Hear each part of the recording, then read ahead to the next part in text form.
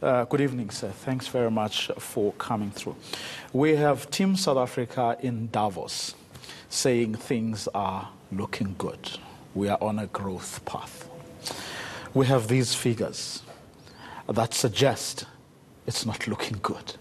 By all means. And What should we listen to? I guess it's expected. I think as political leaders, business leaders, that's the information that they have to give out there. Because remember, they're there to try to get people to come and invest back home here. But like you said, the reality is things are not looking okay. Maybe one has to understand something. South African economy, just like most developed economies and other developing economies, 62% thereof is driven by consumer demand. Then you've got the likes of retail sales, which gives you an indication of the healthiness of consumers, because it's a very clear reflection. So as we're checking those numbers, that tells you that the consumer back home here is not doing okay. And if the consumer is not doing okay, given that 62% of our economy relies on consumer demand, then immediately tells you that your economy will continue to struggle. So yes, those are two different stories, but I guess it's expected for them to deliver that kind of a message. But as we've just seen, and it's not only on those numbers, but yes, South African consumer is still struggling.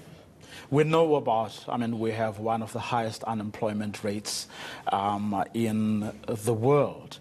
But for those that have been buying from Clicks, Mr. Price, and everyone all along, what has happened to them? What suddenly happened to their money?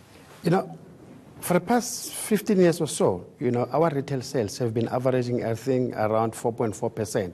So they've not been good, but now you've got an relatively. But you've got an instance. Maybe you can just look at the likes of Woolworths as an example. Get people going to a store, pay their account, then immediately credit gets to be available, then they buy whatever that they need to buy.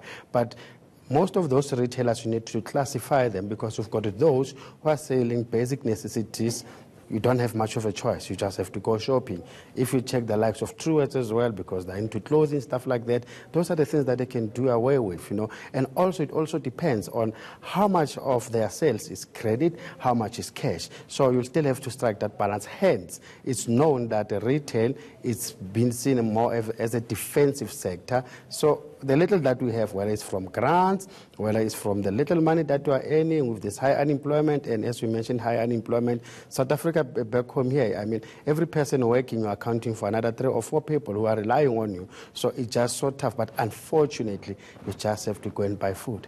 Did the increase in the VAT rate make things worse, or? By all means, and that was not expected. And yes, as much as they tried to zero-rate some of the things, unfortunately, most things are not zero-rated. Yes, it has a very huge impact. And one thing that we don't even have to undermine is the confidence, because people spend, because I'm confident that my future looks okay, I'm confident that I still have a job, then I won't mind spending money today.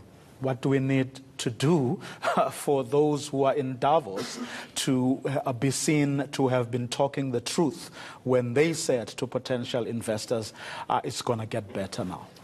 Number one, they should realize, as we're preaching, that small businesses are driving the economy, are creating jobs, but unfortunately, we don't see them being represented back there. So they just have to come back home and see. We can see where the world is trying to go, but our reality is South Africa. This is our reality, and let's implement policies that works to our situation, not try to please the big brothers out there. That's where we're going to leave it. Thanks very much for coming through. That's Makwe Fund Manager's Chief Investment Officer, Makwe Masilela.